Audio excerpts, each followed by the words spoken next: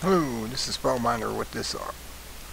With this video I'm going to read a little bit of this from BATR, or barter I call it, so I can just throw the vowels in. Sounds good.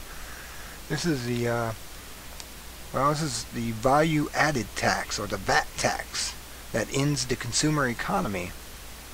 This little comic strip says it all. It says, I think it's time we had a national sales tax on everything you consume. Brr. The public's kind of like, yeah, look at me and look at you, sitting there eating tax chips and drinking money away like it's going out of style. Yeah, right. See, a VAT added tax is an excise tax based on the value added to a product at each stage of production or distribution. Value added is arrived at by subtracting from the total value of the product at the end of each production or distribution stage the value of the goods bought at its inception. So in other words, everything is broken down into this, that, and another, and next thing you know, you're paying a substantial amount of tax on something. But this is how it goes.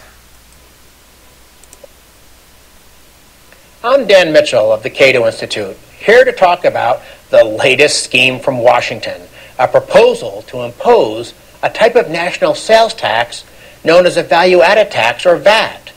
This Center for Freedom and Prosperity video will discuss whether giving politicians a new source of tax revenue is a good idea. As the name suggests, the VAT is a tax levied on the value added at each stage of the production process.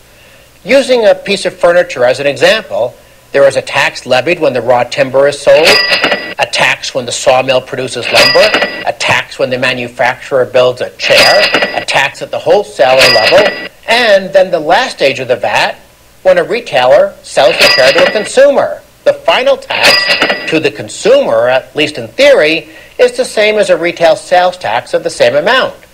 So is this a good tax? Some people point out that a VAT is a single-rate, consumption-based system, much like the flat tax or national sales tax.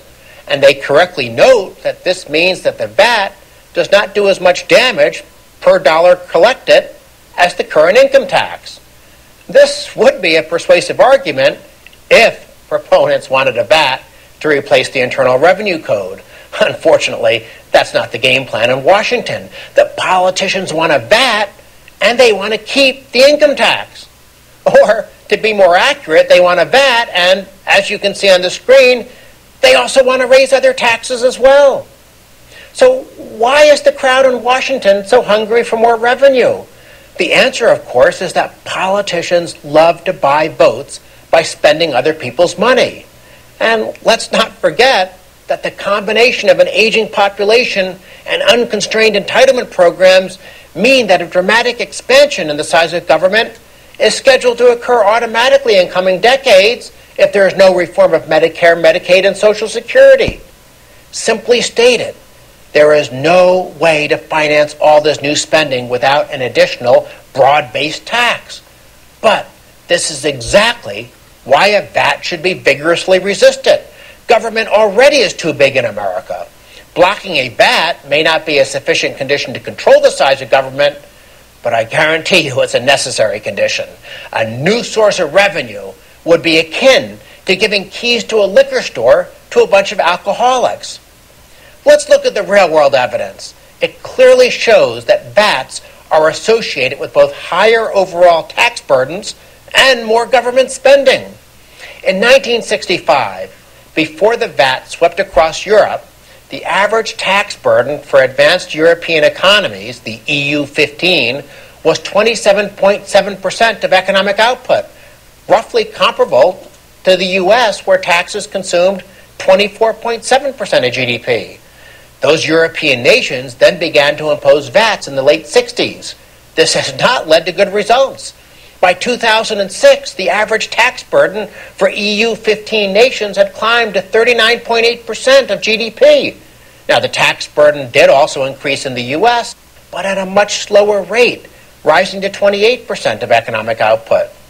The spending side of the fiscal equation is equally dismal.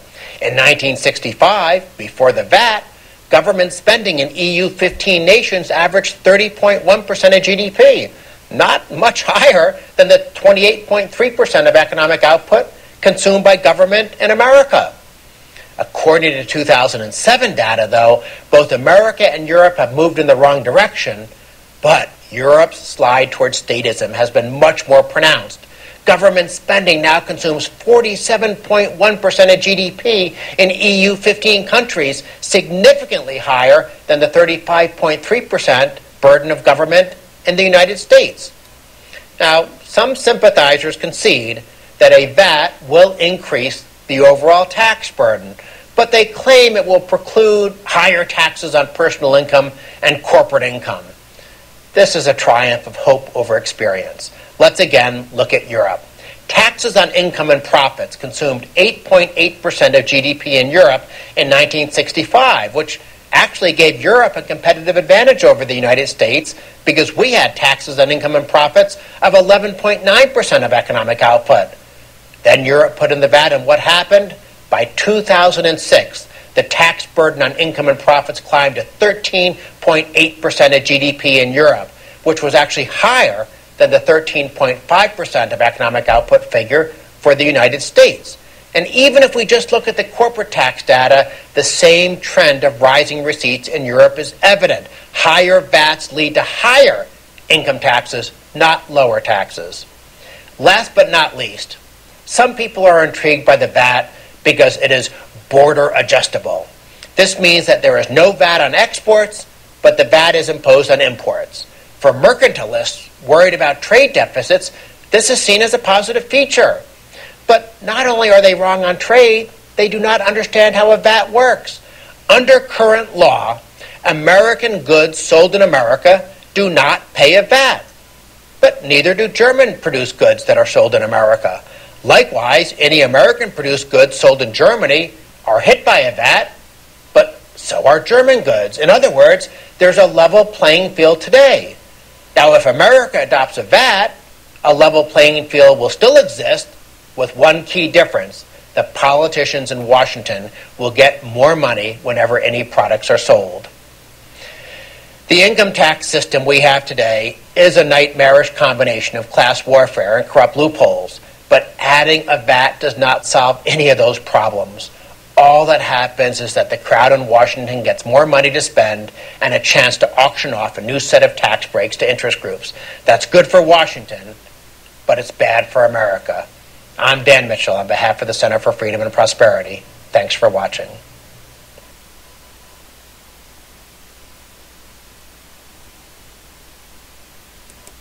So now you know what a VAT tax will do. It will make government big and fat. That's just what they want. They want you to give them more and more money. And basically what they want to do in England. Swear to God, I read an article in England, two of them from two different British papers. I think one was the Telegraph and the other was probably the Mail. And they were both saying that the government wants to take their paychecks now and give them an allowance. They'll give you what they think you should have, and they'll take the rest and put it in their pockets. I don't think we want that in America at all. I don't even think the British want that. I think they should rise up and rebel if they start to try to do something stupid like take your money and give you an allowance. What are they, your mom and pop now, or the Orwell's big brother? Shoot, England, you're almost Orwell right now. You're almost 1984. I can't believe how close you are to it with all the cameras and watching and everything. I'm amazed they don't have cameras and portraits of Big Brother in your house telling you what to do and making you watch certain channels that tell you how to be a good little subservient servant to the government. Man, it's terrible.